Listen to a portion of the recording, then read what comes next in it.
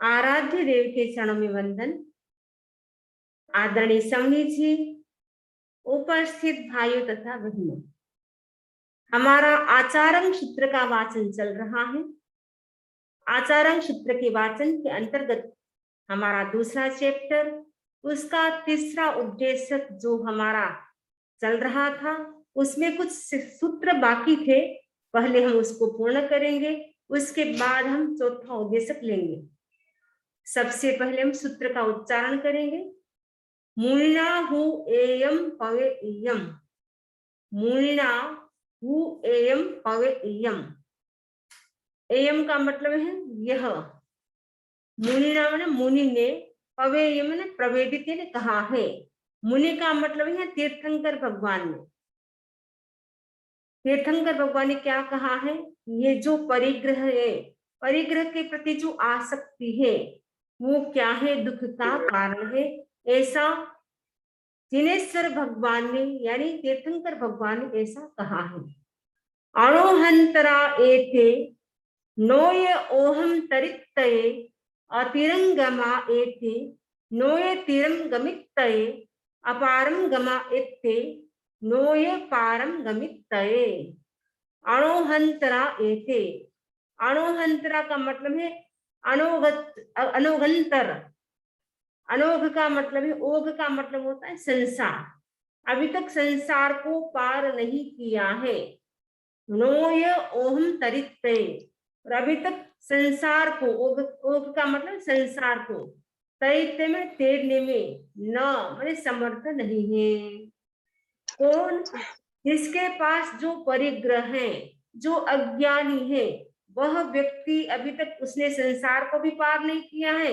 ऐसा व्यक्ति, अज्ञानी व्यक्ति, परिग्रह के प्रति जिनका आकर्षण है, अटैचमेंट है, ऐसा व्यक्ति संसार समुद्र को पार करने में, तैरने में समर्थ नहीं है। इसका मतलब है ऐसा व्यक्ति हमेशा संसार में परिभ्रमण करता रहेगा।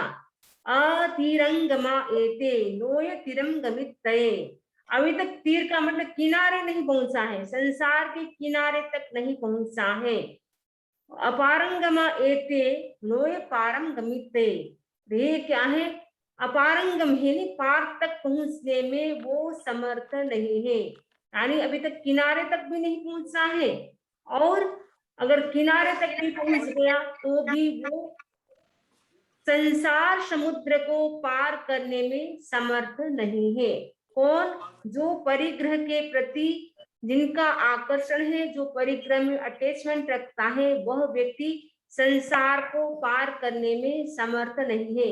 क्योंकि परिग्रह के प्रति आकर्षण रहेगा, अटैचमेंट रहेगा, मोह रहेगा, आसक्ति रहेगी, वह व्यक्ति बार बार संसार में परिभ्रमण करता रहेगा।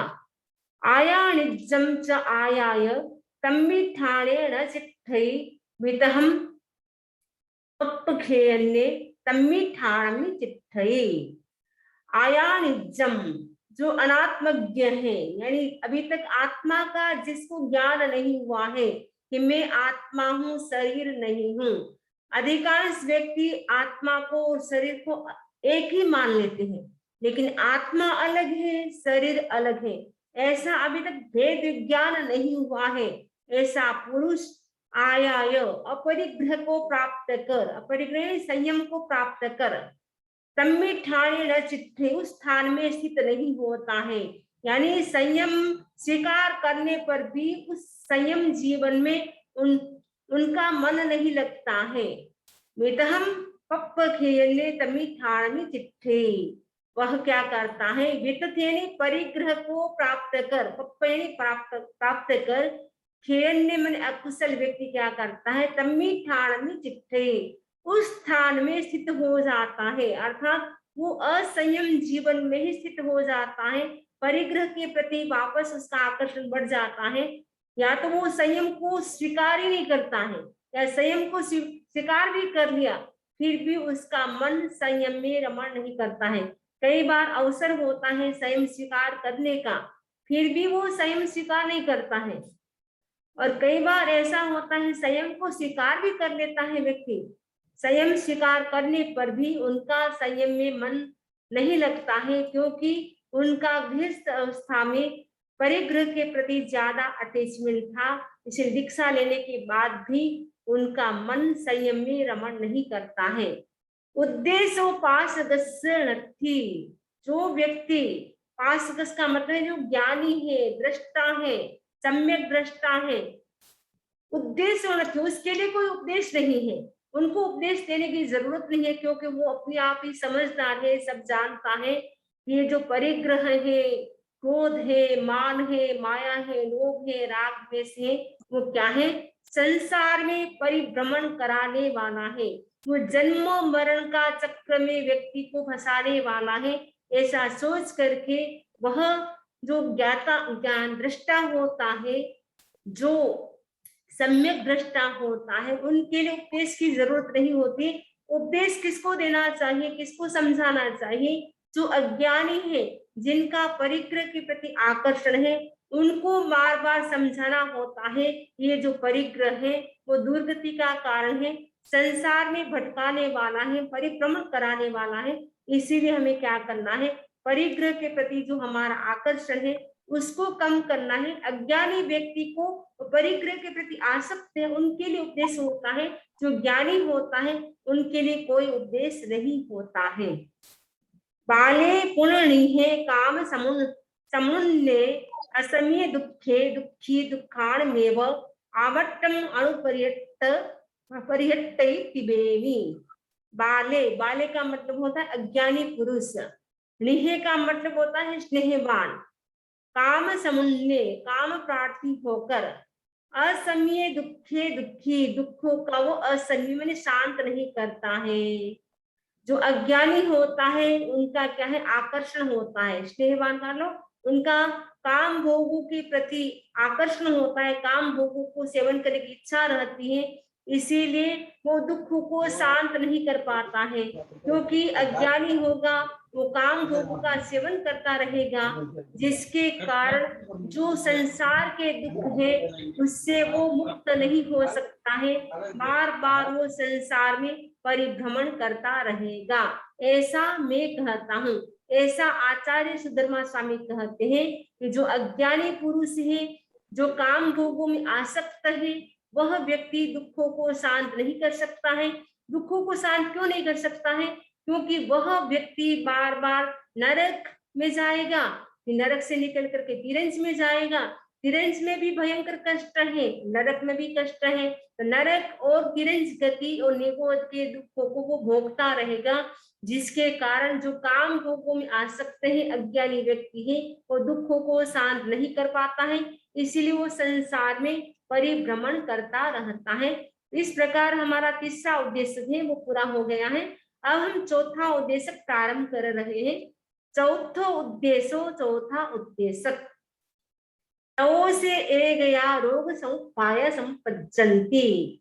जो काम भोगों में आसक्त होता है उसे क्या होता है? तो उसके बाद ए गया कभी क्या होता है? रोग समुपाया, रोग समुपज्जन्ति उत्पन्न हो जाते हैं। यानी ज्यादा काम भोग का सेवन करने से भी रोग उत्पन्न हो जाता है। क्योंकि कभी कभी होता है ज्यादा व्यक्ति खाना खा लेता है, तो ज्यादा खाने से क्या होता है? स्टमक गड़बड़ हो जाता है, तो स्टमक गड़बड़ होने से कई रोग उत्पन्न हो जाते हैं। तो ज्यादा काम भोगों का सेवन करने से, पांचों इंद्रियों के जो सुख है उनका सेवन करने से व्यक्ति के शरीर में कितने सारे रोग उत्पन्न हो जाते हैं। इसीलिए हमें क्या करना है? पांचों इंद्रियों का संयम करना है। जो व्यक्ति संयम करना जानता है उस व्यक्ति का जीवन अच्छा हो जाता है। जो संयम का जीवन जीना नहीं चाहता है उस व्यक्ति का जीवन बर्बाद होता जाता है धीरे धीरे करके। एक कार जा रही थी, तो रास्ते में पुलिस ने कहा, अरे आपके कार में ब्रेक नहीं है, इसीलिए आपकी कार में लाइट नहीं है, इसलिए आप चला नहीं सकते हैं। उस ड्राइवर ने कहा, क्षमा करें पुलिस जी, मेरी कार में लाइट तो नहीं है, लेकिन मेरी कार में ब्रेक भी नहीं। जिस कार में ब्रेक न हो, जिस कार में लाइट न हो, वह कार कितनी खतरनाक होती है। वैसे जिस व्यक्ति के जीवन में संयम नहीं होता है उस व्यक्ति का जीवन भी कितना खतरनाक होता है। फिर धीरे धीरे करके काम भोगों में आसक्त होने से उसके शरीर में बहुत सारे बड़े बड़े रोग भी उत्पन्न हो जाते हैं। जेहिं वा सद्धिम संवसति देवाणम ए गया नियया उब्बिम परिवयंती सो वा ते नियगे पच्छा परिवयजा। जेहिं वा सद्धिम जिनके साथ रहता है, संवसति में रहता है, ते वा वे, ये गया मैंने कभी, ये गया मैंने स्वजन लोग क्या है, कुब्बिमन पहले, परिबयंती तिरस्कार की पहल करते हैं, यानी अपमान करते हैं, क्योंकि पहले तो साथ में रहते हैं, तब तक तो ठीक था, क्योंकि जब तक वो स्वस्थ था, जब तक वो काम कर सकता था, तब तक तो कोई प्रॉब्लम नहीं थी।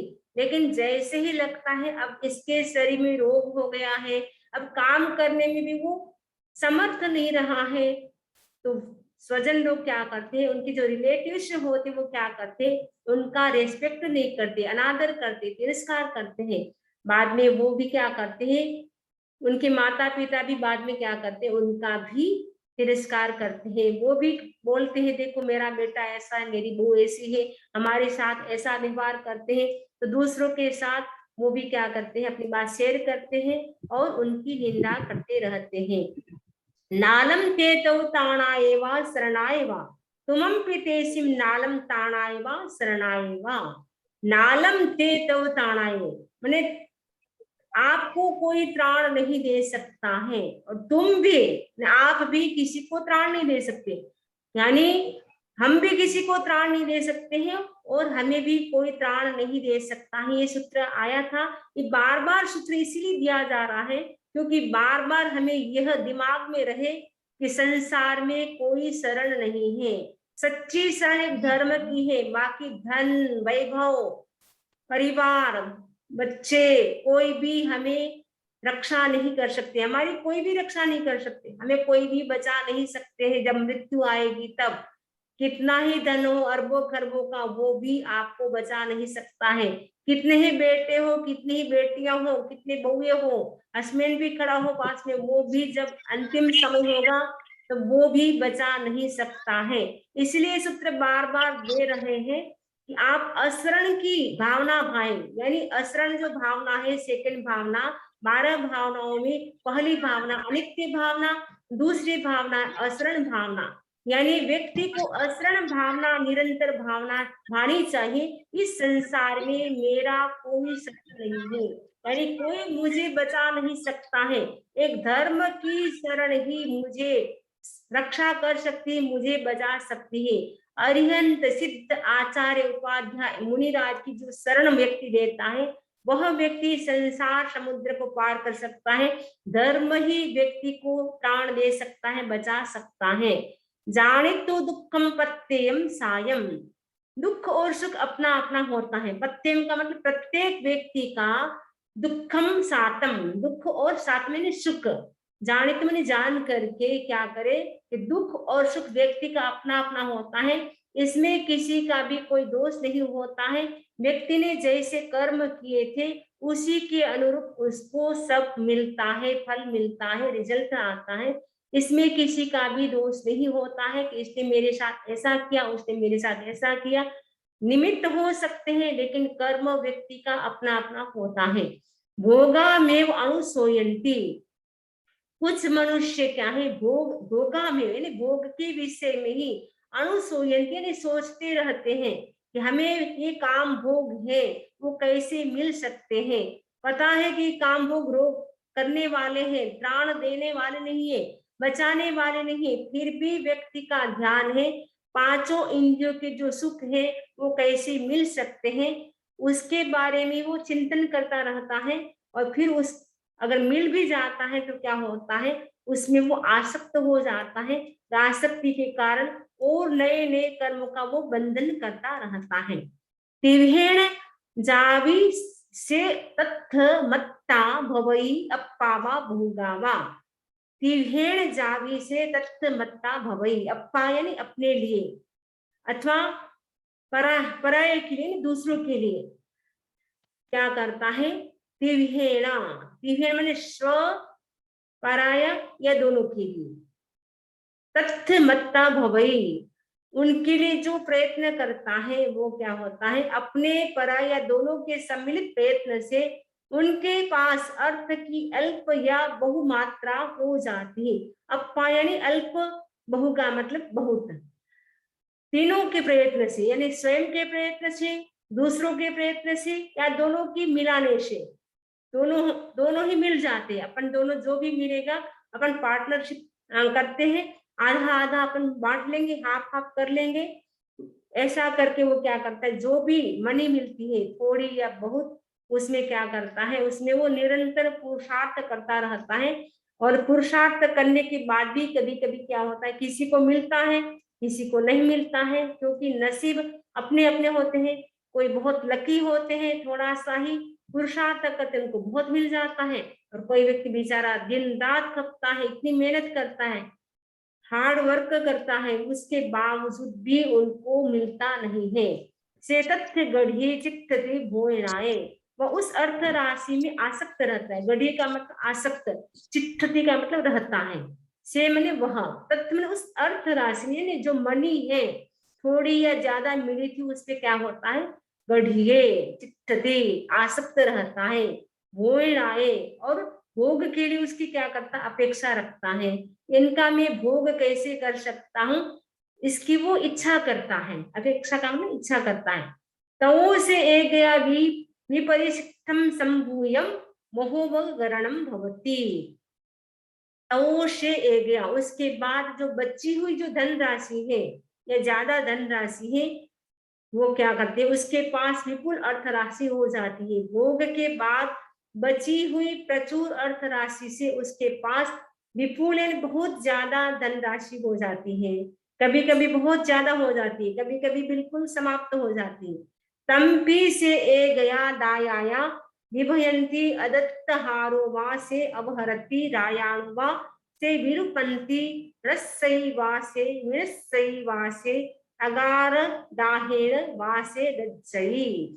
कभी कभी क्या होता है, बहुत ज्यादा धन हो जाता है तो क्या होता है, एक या मैंने कभी कभी दायाया यानी अपने जो रिलेटिव्स होते हैं वो क्या करते हैं, उसमें से भाग ले लेते हैं कि इतना हमें मिलना चाहिए, आपके पास इतना है, हम भी आपके साथ रहते हैं तो हमको भी मिलना चाहिए। अदत्त हारो, कभी कभी रिलेटिव्स को नहीं देते हैं तो क्या होता है, उसके घर में चोरी हो जाती है। और रायाणु अथवा रायाणीन राजा ले जाता है। विलुपंथी अथवा नष्ट हो जाता है, विलुपंथी सही नष्ट हो जाता है। विनस्सैवा और अगार हडाहीणमा से दज्जी, कभी कभी विनाश हो जाता है, कभी विनाश नहीं होता है। क्या होता है, घर में अगार यानी घर में दाह, दाह का मतलब आग लग जाती है, जिससे दज्जे सब कुछ समाप्त हो जाता है, जल जाता है। तो ये जो कितना ही धन कमा लो, या तो अपने रिलेटिव से भाग ले लेंगे, या चोरी हो जाएगी, या राजा ले लेंगे, या नष्ट हो जाएंगे। कभी ऐसे अर्थक्वेक आते हैं, कभी इतनी बाढ़ आती है, अभी भी देख रहे हैं इंडिया में कितनी बाढ़ आ रही है, कितने घर, कितने लोग, जनहानि धनहानि हो रही है। तो कभी कभी ऐसा भी होता है, कभी कभी आग भी लग जाती है, आग से भी जो कमाया है वो भी सब कुछ स्वाहा समाप्त हो जाता है। इसीलिए हमें परिग्रह के प्रति, धन के प्रति हमें अटैचमेंट नहीं करना चाहिए। इति से परस अर्थाये पुराइन कम्माइन पाले अकुब माणे तेण दुखेण मूढ़े विपरिया सुवेरी। इति मैंने इस प्रकार से, मैंने वह अज्ञानी पुरुष, परस अर्थाय, परस का मतलब दूसरों के लिए, पुराइम क्रूर कर्म करता हुआ, बाले का मतलब अज्ञानी है वो, क्रूर कर्म करता हुआ, पप्पू मणे करता हुआ क्या करता है, तेण दुखेण मूढ़े विपर्या सुवेई, उस दुख से, तेण मैंने उस, दुखेण दुख से, मूढ़े का मैंने मूढ़ होकर विपर्यास को प्राप्त होता है। धन कमाने के लिए कैसे कैसे क्रूर कर्म कर लेता है, वो देखता भी नहीं कि इसमें इतना पाप लग रहा है, ऐसा बिजनेस ना करूं, फिर भी वो ऐसा बिजनेस कर लेते। इसलिए श्रावक के लिए कहा जाता है, जो 15 कर्मादान से संबंधित जो भी बिजनेस है वो श्रावक को नहीं करना चाहिए।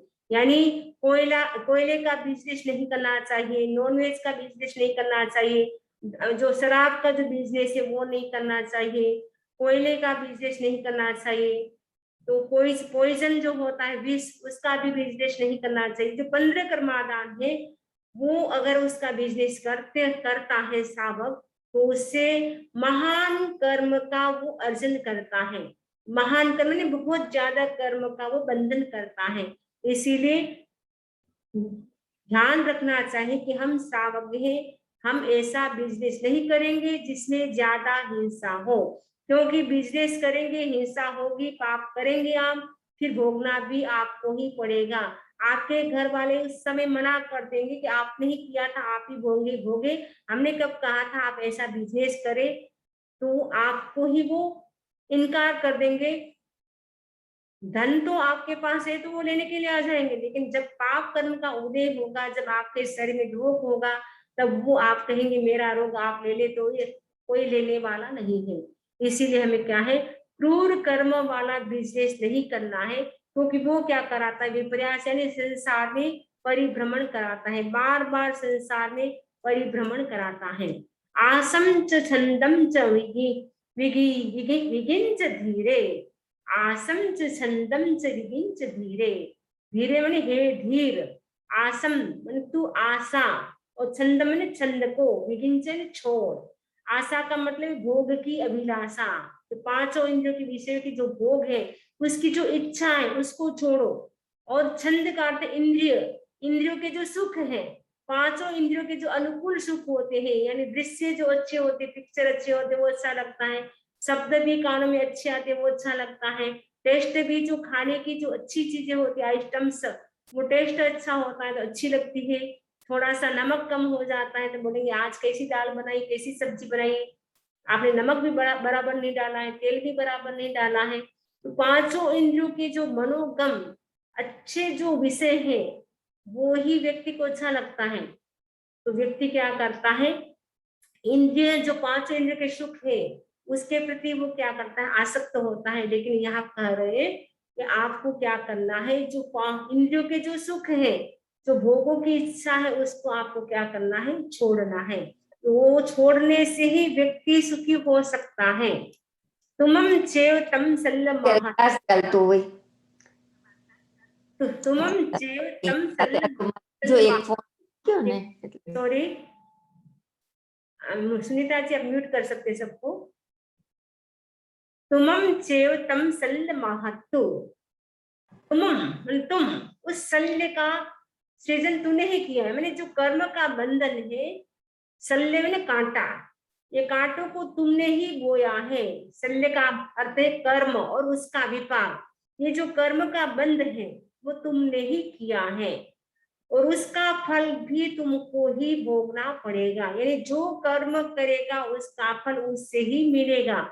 ऐसा नहीं कि करेगा कोई और उसका फल किसी को मिलेगा, ऐसा नहीं है। क्योंकि जैन दर्शन का स्पष्ट सिद्धांत है कि जो व्यक्ति कर्म करता है उसका फल उसी व्यक्ति को ही भोगना पड़ता है। इसलिए कहा गया अप्पा कत्ता विकत्ता है, आत्मा ही कर्मों की करता है, आत्मा ही कर्मों की भोगता है। इसीलिए हमें सोच समझ करके काम करना है कि ऐसा काम हम न करें जिससे ज्यादा कर्म का बंध हो। जैन सिया तेन नो सिया, जिससे होता है, जैन माने जिससे, सियात माने होता है, तेन नो से उससे नहीं भी होता है। कभी कभी धन राशि इतनी मिल जाती है, इससे हमें सुख की उपलब्धि भी होती है, सुख भी प्राप्त होता है। लेकिन कभी कभी ऐसा होता है, सब कुछ आपके पास इतनी मनी है, फिर भी वो आपको सुख नहीं दे सकता है, क्योंकि आपके शरीर में ऐसा कोई रोग हो गया है जिसके कारण सब फैसिलिटी है फिर भी आपको अच्छी नहीं लगती है। सब कुछ होते हुए भी वो दुख का कारण भी बन सकती है। जे जना मोह पावड़ा, मोह पावड़ा का मतलब मोह से आकर्षित व्यक्ति क्या है, जे जना मैंने जो मनुष्य मोह से आवृत है, घिरा हुआ है, यानी जिस पर मोह का कवर्ड आ गया है, मोह का आवरण आ गया है, वो है इनमें बुझंती, वो समझ नहीं पाता है कि यदि मैं कर्म का बंधन कर रहा हूं उसका फल क्या होगा, उसको वो समझ नहीं पाता, क्योंकि मोह है यानी अज्ञान है, उसके ऊपर अज्ञान का पर्दा आया हुआ, अब अज्ञान का कवर आ गया उसके चेहरे पे, उसकी आत्मा पर अज्ञान का कवर होने से वो समझ नहीं पाता है कि अगर मैं मोह करूंगा, मोह का मतलब राग द्वेष करूंगा, उसका परिणाम क्या होगा। क्योंकि जितना जितना राग, जितना जितना द्वेष, उतना ही अधिक कर्म का बंधन होता है। वो समझ नहीं पाता है जो मोह से घिरा हुआ है, यानी जिस पर मोह का ज्यादा कवर आवरण आ गया है, वह व्यक्ति समझ नहीं पाता है। इसलिए हमें क्या करना है, अपने मोह को यानी अपने जो राग द्वेष है उसको हमें कम करना है। थिबी लोए बब्बहिए, थिबी का मतलब स्त्री, लोए मैंने लोग, यह लोग स्त्रियों के द्वारा वशीकृत है। इस संसार में क्या है, सारा संसार ही स्त्रियों के वशीभूत है। यानी सोचते कि ये जो स्त्रियां हैं वो हमें सुख दिला सकती है, सुख प्राप्त करा सकती है, लेकिन स्त्रियों के जो वशवर्ती हैं, स्त्रियों के ही वश में रहते हैं, स्त्रियों के जो अधीन रहते हैं, वह व्यक्ति क्या करता है और अधिक दुख को खड़ा कर लेता है। क्योंकि स्त्रियां हैं वो केवल भोग की सामग्री नहीं है, आगे बता रहे हैं, ते भो वयंती एयं आयतनायम, ये जो स्त्रियां हैं, आयतन, आयतन का मतलब है भोग की सामग्री नहीं है। कई लोग सोचते हैं स्त्री है केवल भोग की सामग्री है, तो ये स्त्री केवल भोग की सामग्री नहीं है, स्त्रियों का भी हम अच्छा उपयोग कर सकते हैं, लेकिन हम केवल भोगों के लिए न समझे। क्योंकि आयतन दो प्रकार का होता है, एक प्रशस्त होता है, एक अप्रशस्त होता है। प्रशस्त होगा उसमें तो क्या व्यक्ति स्वाध्याय करेगा, ध्यान करेगा, लेकिन अप्रशस्त जब होता है तब वो क्या करता है, जो विषय और स्त्रियां हैं उसके प्रति वो आसक्त होता जाता है, जिससे वो नए कर्म का वो बंद करता है। से दुखाए मुहाए माराए नरगाए नरग तिरिखाए, यह उसके दुख, मोह, मुहाय मैंने मोह, माराय का मतलब मृत्यु, नरगाय का नरक, नरगाए और नरक तिरखाए। तो कहा कि नरक, दूसरी बात कहा नरक और तिरंज के लिए होता है। नरक का शब्द का प्रयोग दो बार इसलिए किया गया क्योंकि उसका जन्म मरण कहाँ होता रहेगा, नरक में, नरक से निकला तिरंज में, तिरंज से निकला फिर नरक में, तो नरक और तिरंज गति में अधिकांश उनका जन्म होता रहेगा। किसका, जो अज्ञानी है, यानी जो मिथ्यात्वी है, और मोह का मतलब है जिनमें राग द्वेष क्रोध मान माया कसा है, ऐसे मूढ़ व्यक्ति क्या है, धर्म को नहीं जानते हैं, धर्म को नहीं जानते हैं, तो उनका जन्म बार बार किस में होता रहेगा, तिरंज गति में और नरक गति में होता रहेगा। विभिन्न गतियों में जन्म मरण करता हुआ भी वो मनुष्य क्या करता है, निरंतर मूर्छित बना रहता है, क्योंकि बार बार अज्ञान के कारण वो जन्म मरण बार बार डेथ बर्थ होता रहता है। इसके कारण वो मूर्छित हो जाता है, उसको मतलब कुछ भी पता नहीं चलता है, क्योंकि जब व्यक्ति का जन्म होता है, मृत्यु होती है, उसकी सारी मेमोरी नष्ट हो जाती है, एकदम अनकॉन्शियस हो जाता है, मूर्छा की स्थिति होती है। तो मूर्छा की स्थिति में वो व्यक्ति धर्म को भी नहीं जान पाता है कि धर्म क्या है, कर्म क्या है, वो कुछ भी जान नहीं पाता है।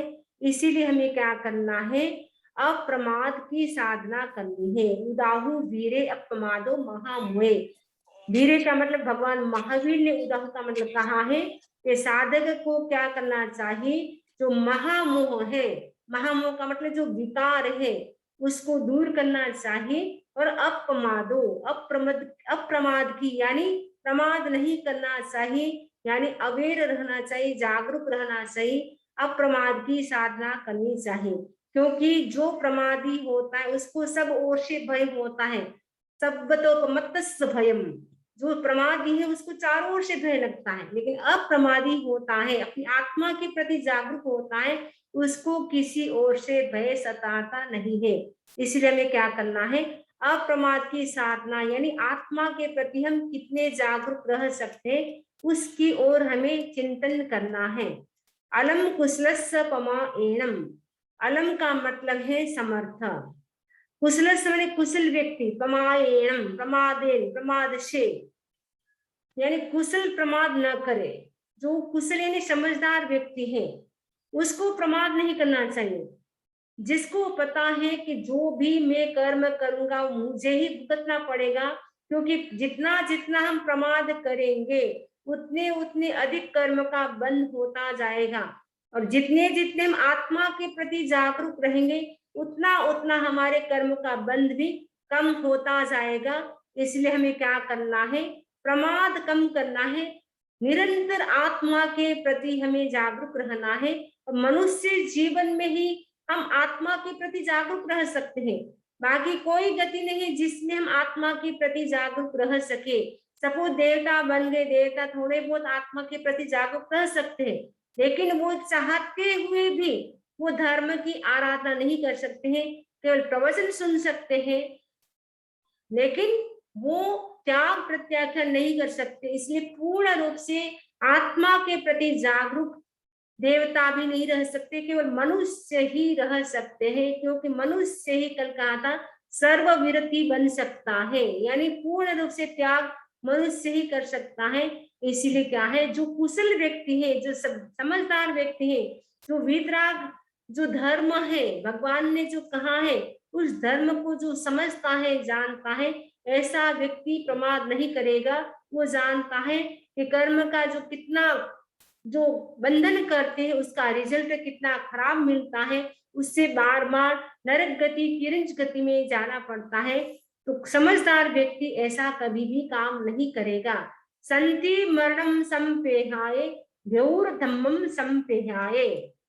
संति का मतलब शांति, मरण का मतलब है मरण की संप्रेक्षा, संप्रेक्षा का मतलब इच्छा, भेउर धम्मम करने तथा अनित्य शरीर की संप्रेक्षा करने पर अप्रमाद की वृद्धि होती है। भेउर धम्मम का मतलब अनित्य शरीर की, संपेहाय यानी संप्रेक्षा यानी कंटेम्पलेशन, यानी बार बार अनुप्रेक्षा करने से किसकी वृद्धि होती है, अप्रमाद की, अप्रमाद की वृद्धि होती है।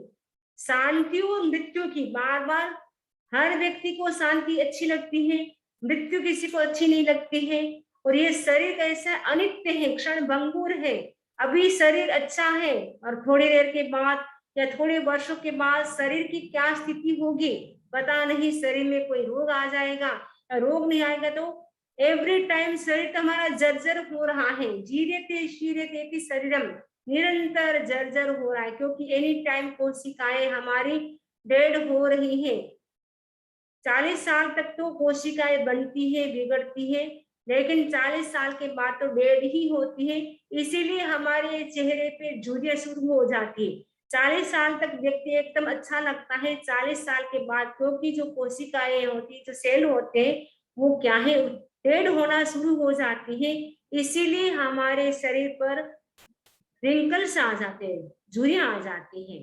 इसीलिए हमें क्या करना है, ये चिंतन करना है कि ये शरीर अनित्य है। कितना ही हम पाले पोसे, कितना ही नहलाए धुलाए, कितने अच्छे कपड़े पहनाए, लेकिन ये शरीर तो क्या है, अशुचि का भंडार है।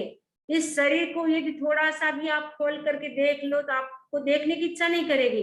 ये तो स्किन है हमारे बॉडी पर, इसीलिए हम एक दूसरे को देख पा रहे हैं। यदि स्किन निकाल करके आपको कोई कहे कि आप इस शरीर को देखो तो आप देखने की भी इच्छा नहीं करेंगे। तो हमारा शरीर कितना गंदा है, कितना अशुचि का भंडार भरा पड़ा है इस शरीर में। एक रात भी कोई वस्तु हमारे पेट में रह जाए तो दूसरे दिन उसको देखने की भी इच्छा नहीं करेंगे। कल तक जो अमेरिका के होटल में, शोरूम में इतनी बिक रही थी पेड़ा बर्फी, लेकिन एक रात भी मनुष्य के पेट में यदि बर्फी रह जाती है, रसगुल्ला रह जाता है, तो दूसरे दिन कोई देखने की भी इच्छा नहीं करेंगे। तो जैसे ही शरीर का स्पर्श होता है, कितनी अच्छी वस्तु वो गंदी हो जाती है। वोमिट होते ही वो इतनी अच्छी आपने खाई वस्तु, वो भी आप देखने की इच्छा नहीं करेंगे। उसकी इच्छा कौन करते, कौवे और डॉगी, जो कुत्ते होते हैं या कौवे, जो क्रो होता है, वही उनकी इच्छा करते हैं। लेकिन मनुष्य वापस उसको खाने की इच्छा नहीं करेगा, क्योंकि ये शरीर इतना अशुचि से भरा हुआ है। इसीलिए हमें क्या है, कोई भी पदार्थ के प्रति आसक्ति नहीं रखनी चाहिए।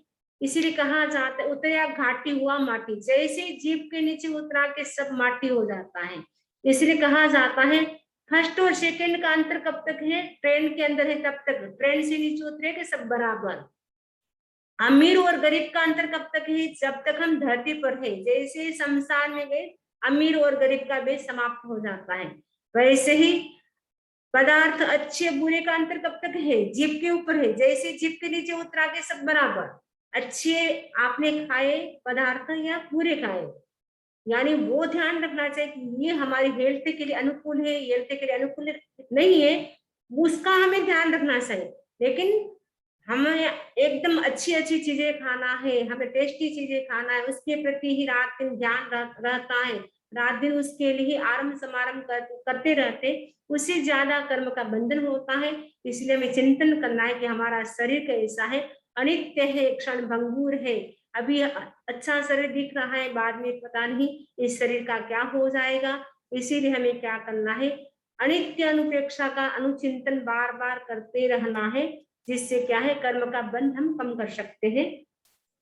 अनालम पास, तू देख ये भोग तृप्ति देने में समर्थ नहीं, कितना ही खा लो पी लो फिर भी हमें तृप्ति नहीं होती है। तो जो बड़े बड़े चक्रवर्ती हो गए, उन जिनको 64,000 रानियां होती है चक्रवर्ती के, इतना भोग जीवन पर भोगते रहते फिर भी उनको तृप्ति नहीं होती है। जिनको तृप्ति हो जाती है वो तो दीक्षा ले लेते हैं, चक्रवर्ती पद पे रहते हैं, वो तो नरक में चले जाते हैं।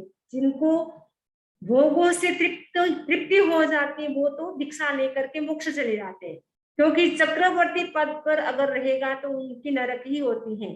तो जो शुभम चक्रवर्ती थे, ब्रह्मदत्त चक्रवर्ती थे, उन्होंने इतना भोग भोगा, उतना कुछ था, 6 खंड के अधिपति थे, फिर भी उनको संतोष नहीं हुआ। 7वां खंड और साधने के लिए वो धात्री खंड द्वीप के जो 6 खंड होते हैं उनको साधने के लिए वो जाते हैं, बीच में ही समुद्र में ही डूब करके मर जाते हैं। यदि वो संतोष रखते तो कम से कम अपने जो 6 खंड के स्वामी थे उनका तो भोग भोग सकते थे, लेकिन संतोष नहीं था, इसीलिए और ज्यादा पाने की इच्छा से वो भी गया और 7वीं नरक में चले गए। और जो योगलिक होते हैं उनकी लाइफ कितनी होती है, 3 पल्लोपम की होती है, और योगलिक कभी ओल्ड नहीं होते, बूढ़े नहीं होते हैं, हमेशा यंग रहते हैं। जैसे देवता हमेशा यंग रहते हैं, वैसे योगलिक भी हमेशा यंग रहते हैं, कभी भी ओल्ड नहीं होते। 3 पल्लोपम तक इतने भोग भोगते हैं पति पत्नी, फिर भी उनको संतोष नहीं मिलता है। इसलिए योगलिक है वो कभी भी मोक्ष नहीं जाते हैं, वो केवल दूसरे देवलोक तक ही जा सकते हैं, आगे वो भी नहीं जा सकते, क्योंकि वो एंजॉय करते रहते हैं, काम भोगों में ही आसक्त रहते हैं, जिसके कारण उनका मोक्ष नहीं होता है। अलमते एहिम, फिर इनसे तुम्हारा क्या प्रयोजन, यानी काम भोग है वो दुखों के खाने, दुख देने वाले हैं, फिर हम उनका सेवन क्यों करें। एयम पास मुनि महभयम, इसलिए मुनि क्या करे, ये काम भोग है महान भयंकर है, उसका फल बड़ा कठिन है, इसका फल महान मिलने वाला है, ऐसा सोच करके मुनि क्या करे, उनसे दूर रहने का प्रयास करे। एयम पास मुनि, मुनि का मतलब ज्ञानी, इसे देख महाभयम, ये जो काम भोगे महान भयंकर है, उसको देखो। नाई वायज कंचनम, पुरुष किसी भी जीव का अतिपात न करे। नाई वायज कंचन माने किसी जीव का, नाई वायज यानी अतिपात माने हिंसा न करे, किसी भी जीव को न मारे।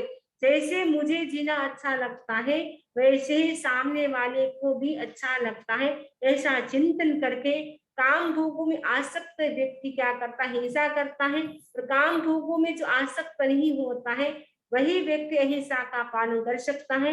इसलिए भगवान महावीर स्वामी कहते हैं कि हमें क्या है, किसी भी जीव का अतिपात नहीं करना है, किसी भी जीव की हमें हिंसा नहीं करनी है। एस वीरे प्रशंसिए जेण निवज्जति आदानाये, वह वीर प्रशंसित होता है जो आदान से खिन्न नहीं होता, आदान से खिन्न नहीं होता, मतलब उसकी प्रशंसा की जाती है जो अपरिग्रह का जीवन जीते हैं, जो काम भोगों में आसक्त नहीं रहते हैं, उस व्यक्ति की प्रशंसा होती है। जो काम भोगों में आसक्त होते हैं उस व्यक्ति की प्रशंसा नहीं होती है। न में वे देती न पिजा तुम दद्दुम न खिंसे, पड़ी सहियो परिणमिज्जा, न में देती, मुझे भिक्षा नहीं देता है, क्योंकि कुछ लोग साधु हो जाते, साधु का जीवन क्या है, भिक्षा पर निर्भर होता है, जो भी चीज चाहे वो भिक्षा से मिलती है, क्योंकि उनके पास कोई बैंक बैलेंस नहीं होता है। जिसके पास बैंक बैलेंस होता है वो साधु नहीं होते हैं, केवल साधु के कपड़े होते हैं। रण में देती, ये मुझे भिक्षा नहीं देता है ना, पी जाओ, उसके ऊपर क्रोध ना करे, पे जाने क्रोध ना यानी ना करे। थोबम मैंने थोड़ा मिलने पर, लब्धु ने प्राप्त होने पर, ना किनसे उसकी निंदा ना करे। पड़ी से ही वो परिणमिज्जा, गृह स्वामी पड़ी से ही को मतलब निषेध कर दे, मना कर दे कि आपको हम भिक्षा नहीं देंगे, तो भी क्या करे, वहां से परिणमिज्जा चला जाए, लेकिन न उस व्यक्ति की निंदा करे, न उस गांव की निंदा करे, न उस पर क्रोध करे, क्योंकि ये साधु का धर्म क्या होता है, समता, समया दम्म मुदाहरे, समता ही साधु का धर्म होता है। यदि वो समता नहीं रखता है, गुस्सा करता है, तो साधु गृहस्थ में कोई अंतर ही नहीं रहेगा। एयम मोणम समूवासे जासी, मुनि इस ज्ञान का सम्यक अनुपालन करे, ऐसा मैं कहता हूँ। मोणम का मतलब है मुनि, एयम ने इस ज्ञान का, समूवासे जासी अनुपालन करे, यानी भगवान ने जो कहा है परिग्रह है वो अच्छा नहीं है, परिग्रह के प्रति जो आसक्ति है वो अच्छी नहीं है, क्योंकि वो संसार में परिभ्रमण कराने वाली है। इसका क्या करें, बार बार कंटेम्पलेशन करे, बार बार अनुचिंतन करे, अनुप्रेक्षा करे, उससे क्या है, हम कर्म बंधन से मुक्त हो सकते हैं, ऐसा मैं कहता हूँ। ऐसा आचार्य सुधर्म स्वामी जम्बू स्वामी से कहते हैं कि हमें क्या करना है, बार बार अनुचिंतन करना है कि ये काम भोग है वो संसार में परिभ्रमण कराने वाला है, इसीलिए हमें क्या करना है, काम भोगों के प्रति हमें अनासक्त रहना है, अनासक्ति का जीवन जीना है। जितना हमारा अनासक्ति का जीवन होता है उतना ही हम आगे प्रोग्रेस कर सकते हैं। इसी आशा के साथ ओम अरहम, ओम अरहम। आचारम सूत्र का जो दूसरा चैप्टर, उसका जो चौथा उद्देश्य था वो भी पूरा हो चुका है। कल से हम 5वां उद्देश्य पढ़ने की इच्छा करते हैं, भाव रखते हैं। इसी आशा के साथ ओम अरहम, ओम अरहम। अब किसी को कोई प्रश्न हो तो पूछ सकते हैं।